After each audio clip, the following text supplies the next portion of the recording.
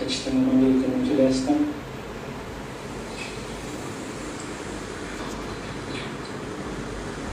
మళ్ళీ ఇక్కడి నుంచి గుండె ధైర్యంతో నిలబడి మళ్ళీ లేస్తాం. ప్రతిపక్షంలో ఉండడం కొత్త కాదు, పోరాటాలు చేయడం అందుకని మన రాజకీయ జీవితం అంతా కూడా ప్రతిపక్షంలోనే గడిపారు 5 సంవత్సరాలు. పోరాటాలే చేశా.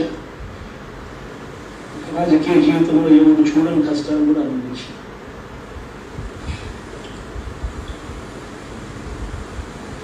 ఇప్పుడు అంతకన్నా కష్టాలు ఏదైనా పెట్టినా కూడా సిద్ధంగా ఉన్నాం, సిద్ధంగా ఎదుర్కొన్నాం.